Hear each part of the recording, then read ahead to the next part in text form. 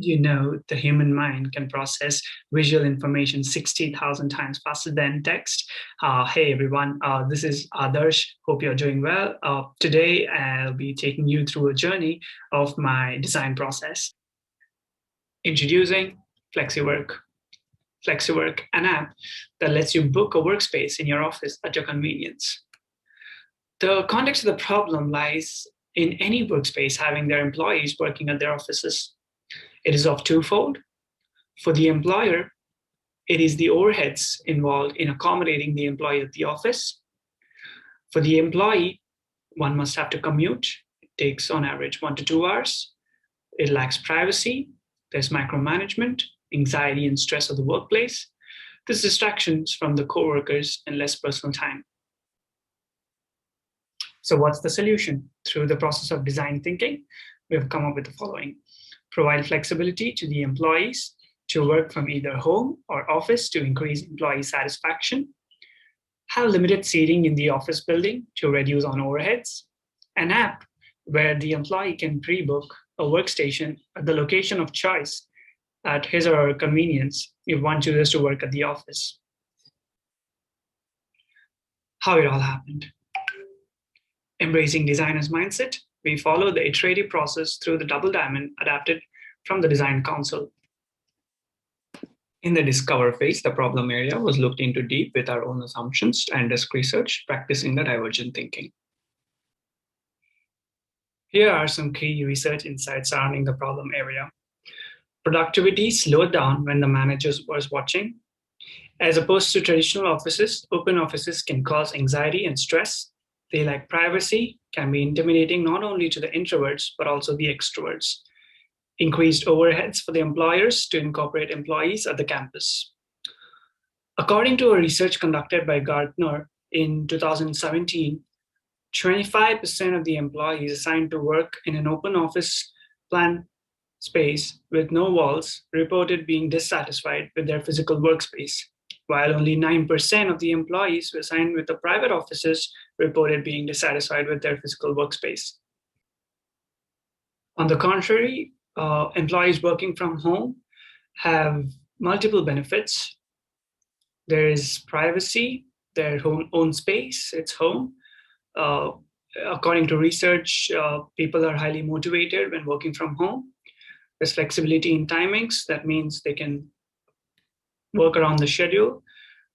Productivity increased, job retention increased, and there's more room for savings. So now that they're not working from the office, they don't have to travel. They can cook their own food, home food. And there's, of course, a better work-life balance. They have more time for themselves, more personal time for their loved ones, time for themselves. One can work out. Studies also show that people would rather quit or give up a substantial amount of salary to start working from home. Additionally, in a survey over 1,000 workers conducted by Robert, half, that is 49% of the employees, claimed they would prefer to work a hybrid job, which means half remote and half in the office. To establish the understanding of the design process, let's break it down, starting from the original problem hunch. Businesses these days, going by the trend, offer an open workspace for cost effectiveness and better communication between employees. But data shows that this causes distraction, lack of privacy, and stress to the employees.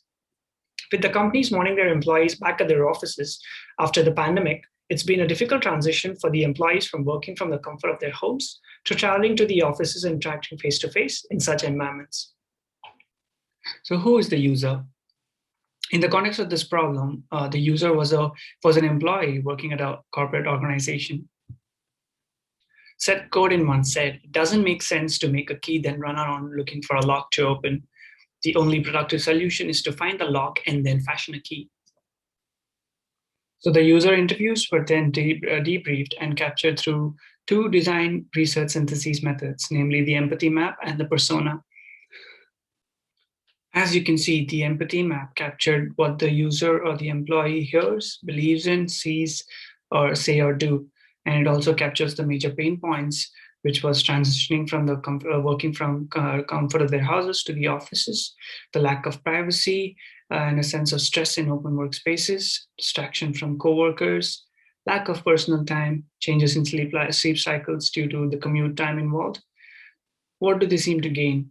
And the gain points were captured as peace of mind while working from home, the midpoint between working from home and working in the office, more time for their loved ones and their personal development in respect of their choices, their working styles by their employers.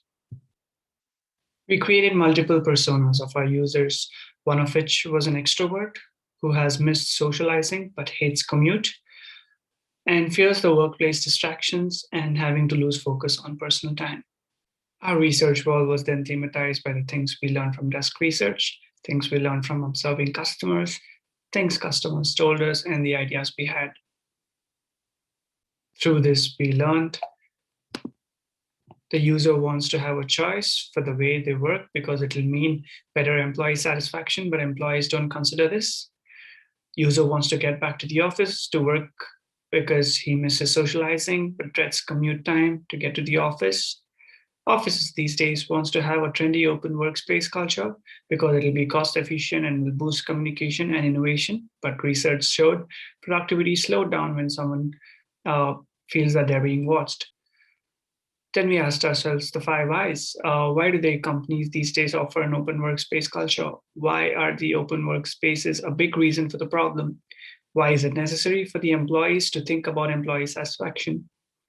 Why is the pandemic a reason for the change in perspective? Why is it hard for the employees to get back to the office campuses?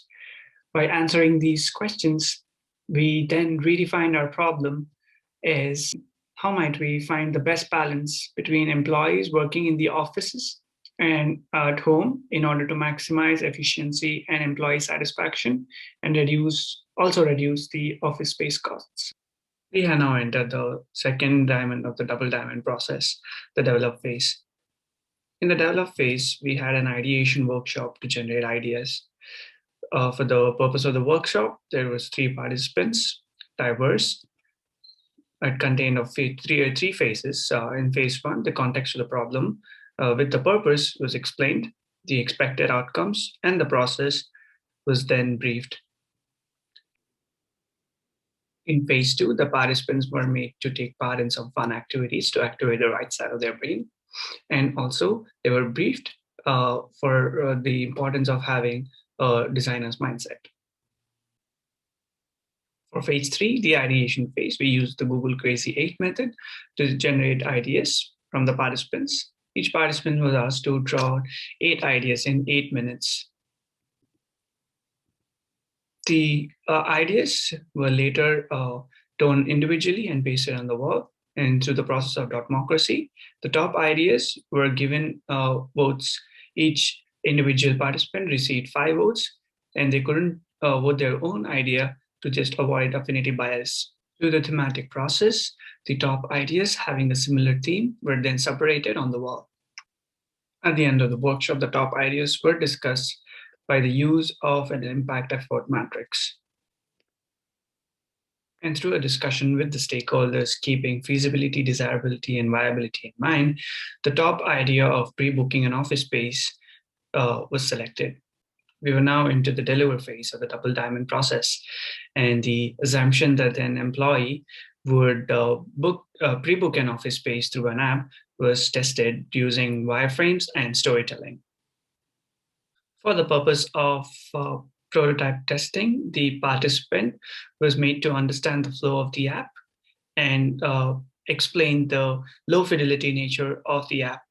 Let's now look into a short video of how the prototype test went.